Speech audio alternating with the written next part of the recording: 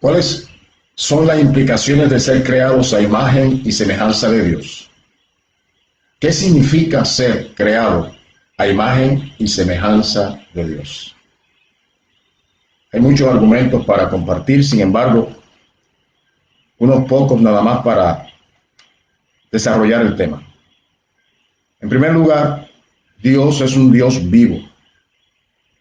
Dios es real, no es producto de la imaginación del ser humano, mucho menos es un ídolo que son muertos, que son vanos, que no tienen ningún poder ni autoridad. Dios es el que creó los cielos y la tierra y es un Dios vivo.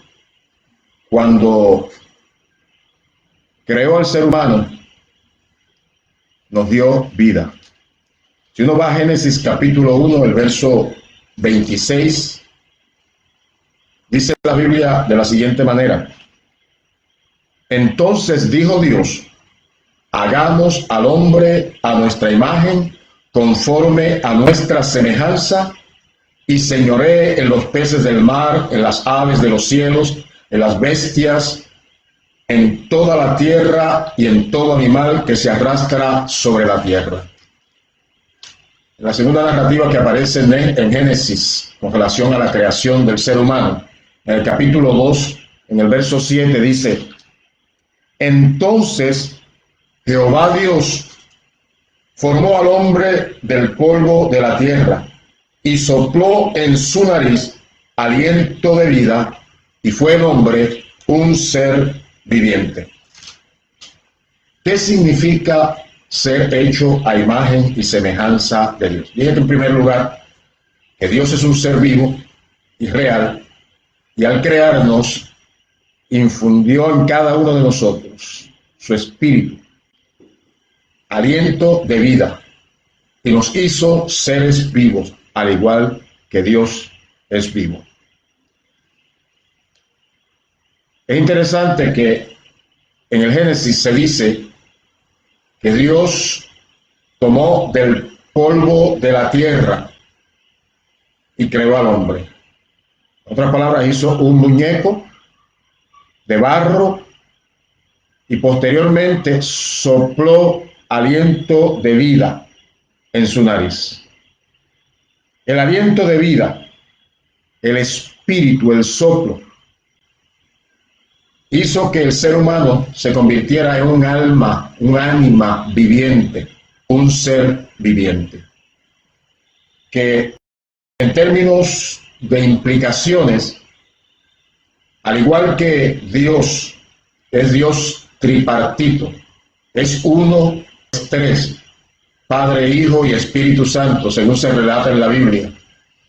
Cuando en Génesis capítulo 1, verso 26, dice, y dijo Dios, está hablando en términos singulares, Dios uno.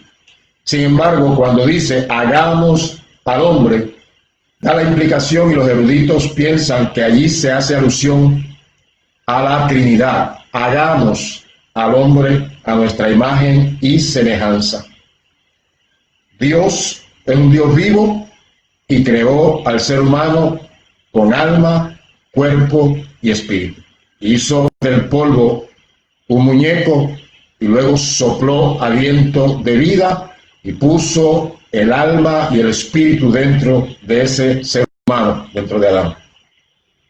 Cuando uno va a otras partes de la Biblia, puede confirmar que el ser humano está compuesto por tres partes. El apóstol Pablo, cuando escribe a la iglesia en Tesalónica, habla en capítulo 5, verso 23 de Primera de Tesalonicenses, y dice, y el mismo Dios de paz os santifique por completo, y todo vuestro ser, espíritu, alma y cuerpo, sea guardado irreprensible para la venida de nuestro Señor Jesucristo. Se hace alusión al alma, al cuerpo y al espíritu. Somos compuestos por un cuerpo que naturalmente cuando morimos se queda en la tierra y vuelve al polvo, como dice el libro de Eclesiastés, y el polvo vuelve al polvo del cual fue tomado. Ahora, el alma que nos da identidad, que nos da a nosotros sentido de identidad para con nosotros mismos y para con Dios, y el soplo de vida. De hecho, en el Eclesiastés dice que cuando una persona muere, hay una separación entre el alma, cuerpo y espíritu. Y el espíritu, que es el aliento de vida, que es el soplo de Dios, que es el espíritu que Dios puso en cada uno de nosotros, ese vuelve a Dios que lo dio. El cuerpo vuelve al polvo, pero entonces el alma, la que nos da identidad, esa o vuela al cielo a la presencia de Dios, o sencillamente va al infierno en la eternidad. Por eso el apóstol Pablo, cuando está escribiendo a la iglesia en Tesalónica, hace una oración básicamente pidiendo a Dios que santifique todo el ser, espíritu, alma y cuerpo, de manera que se pueda hallar irreprensible, guardados irreprensibles para la venida de nuestro Señor Jesucristo, porque en ese tiempo en que venga habrá de juzgar a todos los seres humanos sobre la faz de la tierra. Así que en primer lugar tengo que destacar que ser hechos a imagen y semejanza de Dios es ser hechos seres vivos y a su vez seres tripartitos, con tres partes. Curiosamente, de la misma manera que Dios es tres personas, pero un solo Dios, nosotros somos espíritu, alma y cuerpo, pero somos una sola persona. Ese es un tema que ha sido discutido por siglos y que es muy difícil para explicar. Sin embargo, la realidad es que la Biblia afirma de que así es. Por otro lado, ser hechos a la imagen y semejanza de Dios es que de la misma manera que Dios se relaciona consigo mismo, y cuando dice en Génesis, hagamos al hombre, está hablando en plural, y cuando dice, y dijo Dios, está hablando en singular. Se relaciona consigo mismo. Nos hizo a nosotros seres relacionales. En primer lugar, para relacionarnos con Dios, para tener comunión con Dios. Cuando uno va a Génesis, va a encontrar que allí en el huerto de Edén, donde fue puesto el ser humano, Adán y Eva, Dios se paseaba y tenía comunión con Adán y con Eva, y se hablaban cara a cara. Antes de que viniera la caída y el pecado, había comunión con Dios. Así que nos hizo seres relacionales, en primer lugar, para relacionarnos con Dios y rendirle adoración. En segundo lugar, cuando creó al ser humano, comenzando con Adán, dice la Biblia que tomó del polvo de la tierra, creó a Adán, y luego tomó de la costilla de Adán, provocándole un sueño, un profundo sueño, y entonces hizo a Eva. Quiero leerlo en Génesis capítulo 2, los versos 21 al 23, porque no hay palabra más elocuente que la que dice la misma Biblia, y no la que parafraseamos en ocasiones. Dice el texto: entonces Jehová Dios hizo caer un sueño profundo sobre Adán, y mientras éste dormía, tomó una de sus costillas y cerró la carne en su lugar. Y de la costilla que Jehová Dios tomó del hombre, hizo una mujer y la trajo al hombre. Dijo entonces Adán: esto es ahora hueso de mis huesos y carne de mi carne. Esta será llamada varona, porque del varón fue tomada. Dios tomó de la costilla de Adán y creó a Eva. Adán estaba solo y Dios había dicho: no es bueno que el hombre esté solo, le haré ayuda idónea. Lo trajo a Eva para que pudieran vivir en comunidad. Y ahí se creó el matrimonio, algo que como consecuencia crea la familia, y las familias como consecuencia crean la sociedad. Y nosotros somos seres sociales, seres gregarios, seres que vivimos en comunidad, que procuramos juntarnos comenzando con matrimonios, con familias y luego con comunidades. Y de esa manera se va cumpliendo el propósito original de Dios, cuando le dijo a la humanidad: creced y multiplicaos.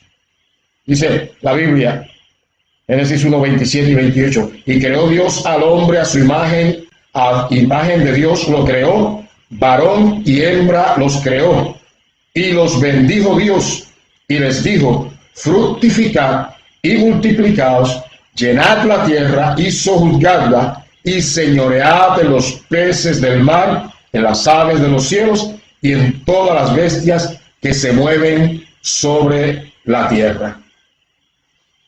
Al crearnos como seres en relación, o sea, para vivir en comunidad, Dios dijo: hagamos al hombre a nuestra imagen y semejanza. Y siendo Él un Dios único y a su vez trino, que se relaciona consigo mismo, creó entonces a Adán, pero también le creó una compañera, una esposa. Ahí creó el matrimonio. Y conforme a eso se ha establecido a través de los siglos para la humanidad. Creó al ser humano para vivir en comunidad.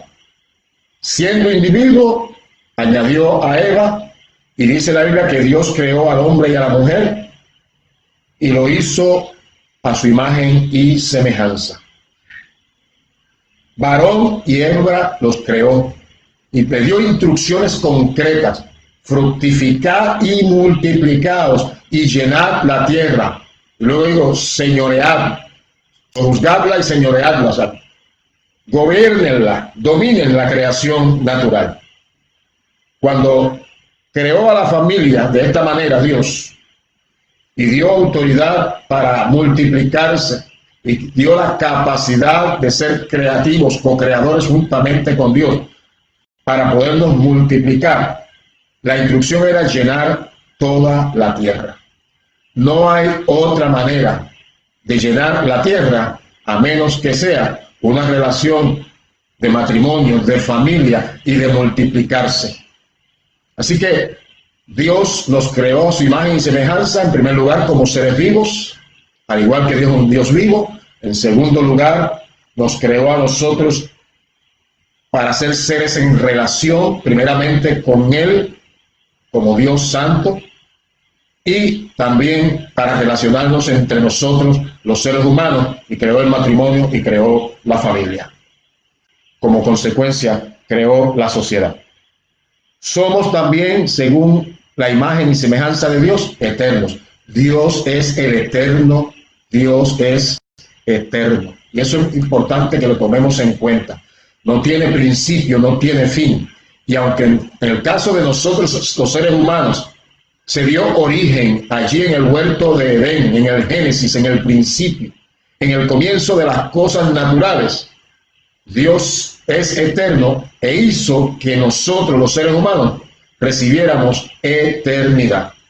Dije hace un momento atrás que aunque el cuerpo es temporal, por causa de la caída en pecado, vino la muerte y entró al mundo, y vino entonces el fin de los seres humanos en términos del cuerpo. El cuerpo vuelve al polvo del cual fue tomado. Sin embargo, el espíritu vuelve a Dios que lo dio, ese aliento de vida. Pero por otro lado, el alma, que es eterna, el ánima, que es eterna, esa vuela a Dios, a su presencia, cuando hay la muerte, o vuela a condenación eterna en el infierno. Y es importante que tengamos claro que los seres humanos somos eternos. Miren, a través de los siglos se ha creado un principio o un argumento para decir que cuando una persona muere, ahí termina todo. Sin embargo, la Biblia dice claramente que Dios puso eternidad en el corazón de los seres humanos. Nuestra alma es eterna. Miremos en breve algunos versos que nos pueden arrojar un poco más de luz. Si vamos a Daniel, en el capítulo 12, y miramos el verso 2. Daniel, mirando hacia el futuro y de manera visionaria y profética, hizo la siguiente declaración inspirada por Dios mismo. Dice, y muchos de los que duermen en el polvo de la tierra serán despertados, unos para vida eterna, otros para vergüenza y confusión perpetua. Ya desde la antigüedad, muchos siglos antes de que Jesús se encarnara y comenzara a hablar y a enseñar y a predicar acerca de la salvación y la vida eterna, ya Dios había revelado a sus siervos los profetas y había hecho claro de que el ser humano es eterno, su alma es eterna. Y aun aquellos que se mueren antes que nosotros los que estamos vivos, dice la Biblia que todos los que murieron serán despertados. Unos para, dice la Escritura, serán despertados unos para vida eterna, los que han encontrado en Cristo Jesús, Señor nuestro, salvación y vida eterna. Esos serán levantados para vida eterna. Otros para vergüenza y confusión perpetua. Ya desde el antaño se hablaba de que en esa eternidad hay dos partes. La estar en la presencia de Dios para vida, para felicidad plena, para eternidad en la presencia de Dios, o la eternidad en condenación en el infierno. Somos eternos los seres humanos. El cuerpo vuelve a la tierra, pero el alma sigue existiendo. Los filósofos de la antigüedad habían acuñado un argumento que era que después que uno se muere, ahí todo termina. Y que no hay tal cosa como la resurrección de entre los muertos. Sin embargo, la Biblia enseña claramente que el alma es eterna. Yo recuerdo cuando yo estaba muchacho, una canción de salsa que cantaba el Gran Combo en Puerto Rico. Y en una de las partes decía, después de muerto no se puede gozar. Y estaban aludiendo a que después de que uno se muere, ahí termina todo. Eso es un argumento que antes que el Gran Combo lo pusiera en música y lo cantara, llevaba sobre 2000 y pico, 3000 años, donde los filósofos antiguos decían que cuando uno se muere, ahí termina todo. De ahí acuñaron un dicho que lo registra la Biblia en el capítulo 15 de Primera de Corintios y que Pablo lo utiliza como argumento para aquellos que lo recitaban, donde decía, si no hay resurrección, comamos y bebamos, que mañana moriremos. En otras palabras, disfrutemos la vida, porque después de esta no hay nada más. Nada más falso que eso, porque la Biblia, que es la verdad, que es la palabra de Dios, afirma claramente que el ser humano fue hecho con eternidad. Así que es importante nosotros tomar en cuenta eso para hacer lo que debemos hacer de manera correcta, arreglar cuentas con Dios. Al ser hechos a imagen y semejanza de Dios, ya el profeta Daniel lo describía diciendo que los seres humanos que han muerto serán despertados todos, unos para vida eterna y otros para confusión perpetua. Y la confusión perpetua se da en la condenación eterna. La Biblia habla y dice que Dios estableció el día en que juzgará a los vivos y a los muertos, a todos los seres humanos. Así que, si uno mira en el capítulo 5 del Evangelio de Juan, los versos 24 al 29, está Jesús hablando, enseñando. Y entre las cosas que está proclamando, dice lo siguiente. De cierto os digo, el que oye mi palabra y cree al que me envió, tiene vida eterna. Déjenme detenerme ahí antes de seguir leyendo para decir lo siguiente. Si Jesús mismo, que es Dios entre nosotros, el Dios eterno que vació toda su gloria y majestad, se anonadó y se hizo como uno de nosotros con el objetivo de dar su vida por nosotros y pagar el precio de nuestras culpas, de manera que pudiésemos recibir salvación y vida eterna. Si Jesús, que es el Dios eterno encarnado, predicó y enseñó y ofreció salvación y vida eterna, es porque hay una realidad ineludible, que los seres humanos tenemos eternidad. Nuestra alma es eterna. Vuelvo a leer en el capítulo 5 de Juan, los versos 24 al 29, que dicen: de cierto os digo, el que oye mi palabra y cree al que me envió, tiene vida eterna. Y dice, y no vendrá a condenación, mas ha pasado de muerte a vida. De cierto os digo, viene la hora, y ahora es, cuando los muertos oirán la voz del Hijo de Dios, y los que la oyeron vivirán. Porque como el Padre tiene vida en sí mismo, así también ha dado al Hijo el tener vida en sí mismo. Y también le dio autoridad de hacer juicio por cuanto es el Hijo del Hombre. No os maravilléis de esto, porque vendrá hora cuando todos los que están en los sepulcros oirán su voz, y los que hicieron lo bueno saldrán a resurrección de vida, mas los que hicieron lo malo a resurrección de condenación. En palabras sencillas, lo que esos textos dicen es que el ser humano fue creado con eternidad. Y si ha hecho lo bueno, y en este caso hacer lo bueno no es buenas obras, sino hacer lo que es correcto, recibir el llamamiento de Jesús para arrepentimiento y cambio, conversión y vida nueva, y vivir fieles hasta la muerte, eso va a acarrear que entonces obtengamos salvación y vida eterna. Claramente, lo que oye mi palabra y cree al que me envió, tiene vida eterna. Por el contrario, quien oye la palabra y no cree y la rechaza y piensa que una vez se muera, ahí terminó todo y terminaron los sufrimientos y los padecimientos, pues déjeme darle la noticia de que al ser eternos y no recibir salvación y vida eterna, el resultado que está acarreando es condenación eterna en el infierno. Es una realidad.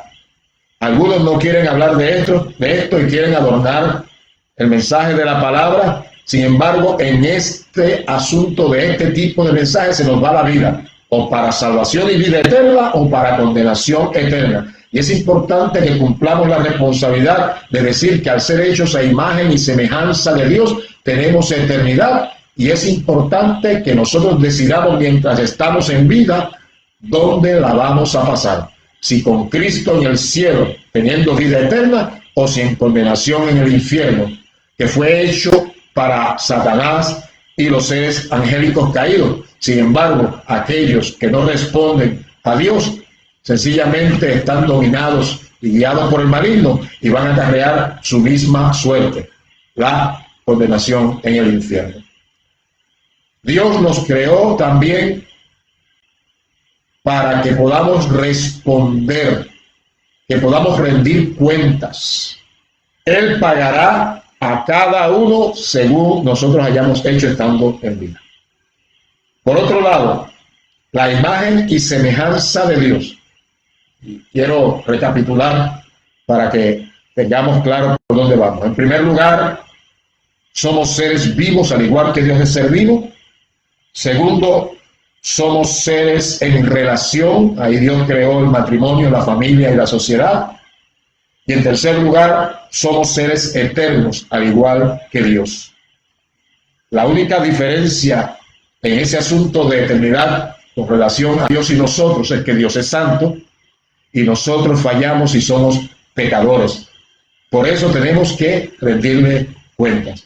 Ahora bien, Dios, al crearnos a su imagen y semejanza, desde el principio dio a la humanidad el poder y la autoridad para gobernar el mundo natural.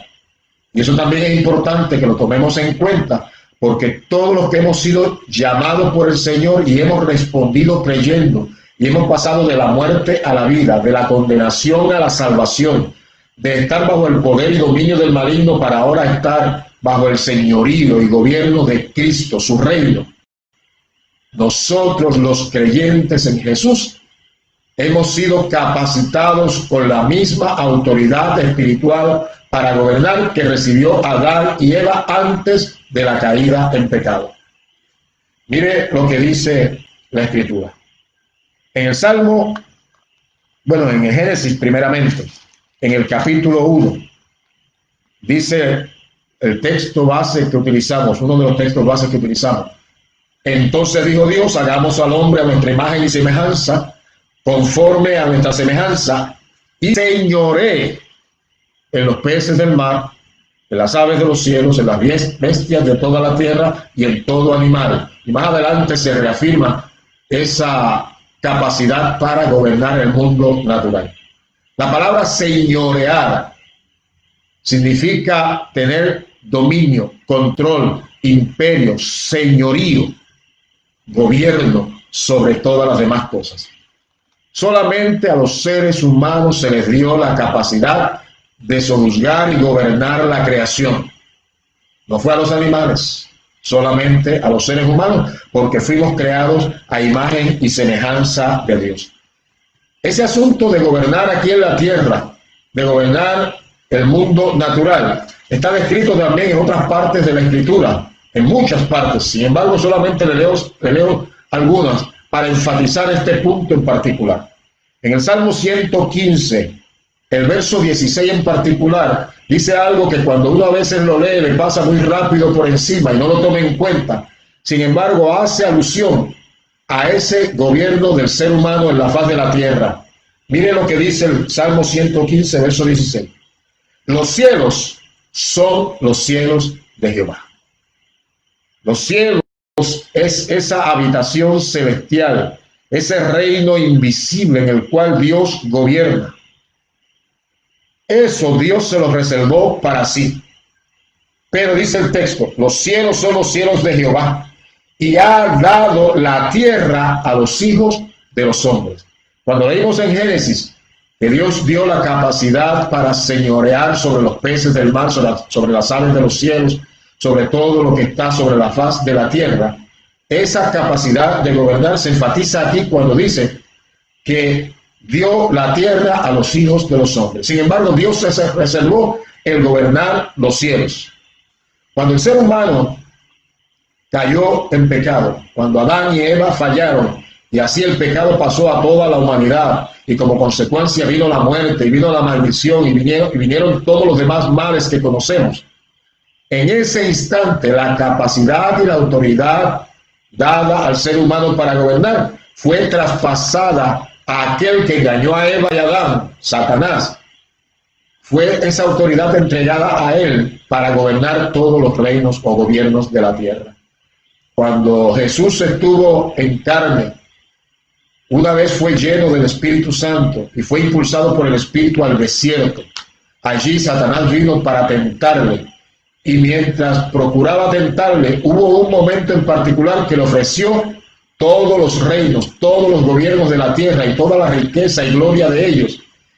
Y jactándose le dijo a Jesús, todo esto había sido dado y a quien yo quiero, la doy. Eso aparece en Lucas capítulo 4, verso 6. Se jactó de que había sido entregada a él el poder, la autoridad para gobernar el mundo natural. Desde ese tiempo hasta ahora procura dañar a la gente. Vino para robar, matar y destruir. Vino como león rugiente buscando a quien devorar. Y el mayor tesoro de Dios, que somos la humanidad, es a los que procura sacar de en medio y llevarlos a condenación eterna. Sin embargo, cuando Cristo murió en la cruz y luego resucitó entre los muertos, cuando se levantó de entre los muertos, una de las expresiones de victoria que dijo fue: toda potestad me es dado en el cielo y en la tierra. En el capítulo 28 de Mateo, casi al final aparece ese texto, dice: toda potestad, todo poder me es dado en el cielo y en la tierra. Ya no solamente en el cielo, lo cual había reservado para sí, y había dado a los seres humanos, a los hijos de los hombres, el gobernar en la tierra, sino que ahora recuperó la autoridad del gobierno natural. Y una cosa maravillosa, nos la entregó a nosotros la iglesia. Las llaves representan autoridad para gobernar. Con ellas uno abre y nadie puede cerrar a menos que tenga la llave.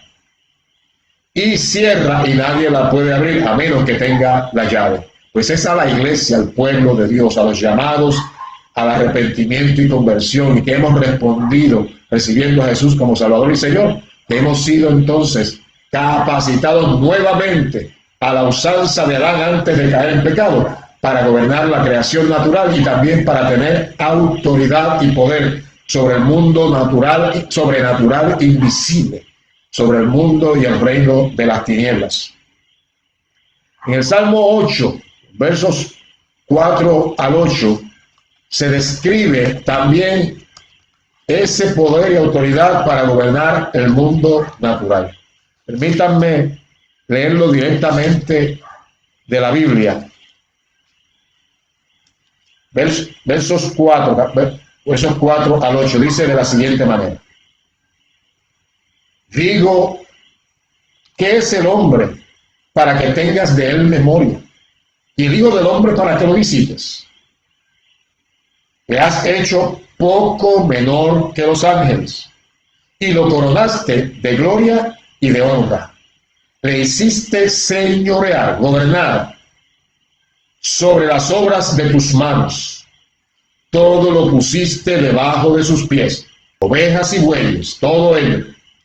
Y asimismo las bestias del campo, las aves de los cielos y los peces del mar, todo cuanto pasa por el sendero del mar. Adelante dice, igual que al principio: oh Jehová, Señor nuestro, cuán grande es tu nombre en toda la tierra. Dios le dio al ser humano la capacidad, el poder, la autoridad para gobernar el mundo natural. Y luego tuvo que venir Cristo y recuperar esa autoridad que perdió Adán y Eva y entregarlas a nosotros, los creyentes de la iglesia, para que podamos seguir gobernando la creación natural. Por eso es que se operan milagros y señales cuando los creyentes oramos, y el mundo sobrenatural y el poder de Dios se hace manifiesto en el mundo natural, y se van los cánceres, se van todo tipo de enfermedad, y también se levantan los muertos. Ha habido testimonios de muchísimas resurrecciones, no solamente las que Cristo hizo, sino también las que creyentes en Cristo orando han hecho que se levanten de entre los muertos aquellos que partieron a la eternidad, para que la gloria de Dios se haga manifiesta y el nombre de Dios sea glorificado.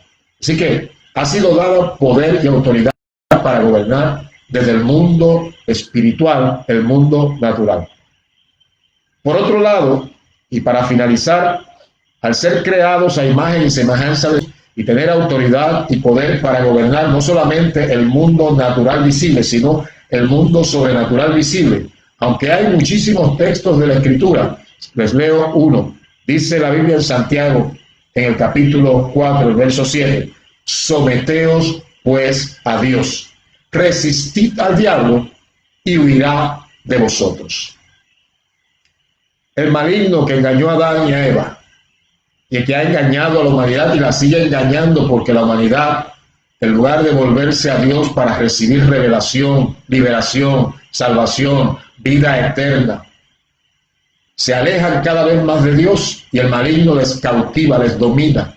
Sin embargo, a los que hemos creído ya no le pertenecemos. Hemos pasado de la muerte a la vida, de la condenación a la salvación, de estar bajo el señorío, dominio, control del maligno para estar bajo el gobierno, el señorío, el imperio de Cristo.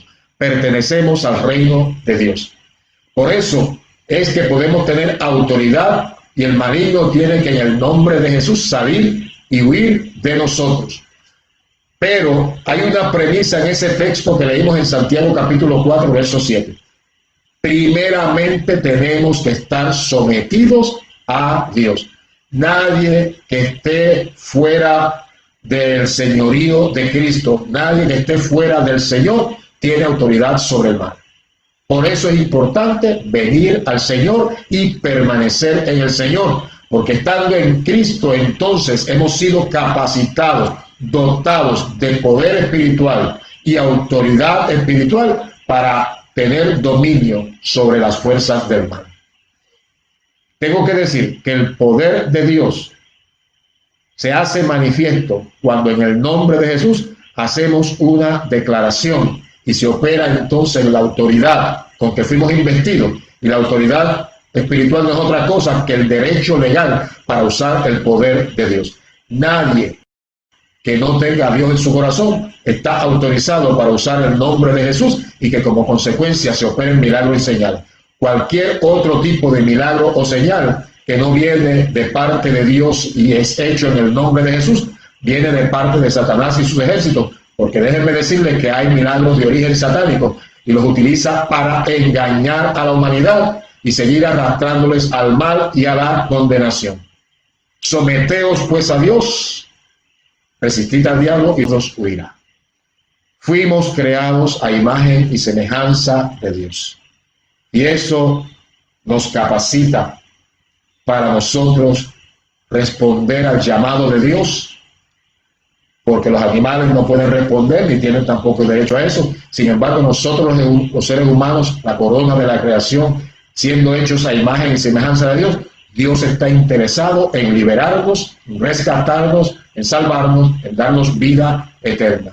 Y yo te quiero invitar en esta hora a que recibas a Jesús como tu Salvador, como tu Señor, que confieses tu pecado y en una actitud de arrepentimiento vengas a Él para que seas conformado a la imagen del Hijo de Dios, Jesucristo.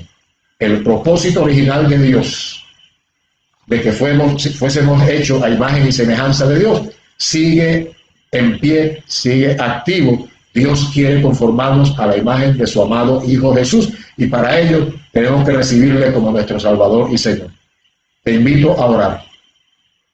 Ora juntamente conmigo repitiendo esta oración. Padre eterno, es en el nombre de Jesús que reconozco que fui hecho a tu imagen y semejanza, pero que por causa de mi pecado me desvié, me separé de ti.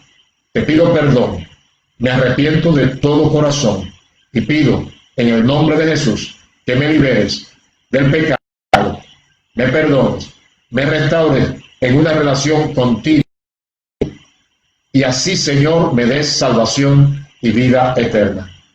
Y que como vengo a ser parte de tu reino y ser hijo tuyo por adopción, entonces me capacites con poder y autoridad espiritual para vencer en el mundo al maligno y ser más que vencedor cada día hasta el día en que me llames a la eternidad. En el nombre de Jesús. Amén.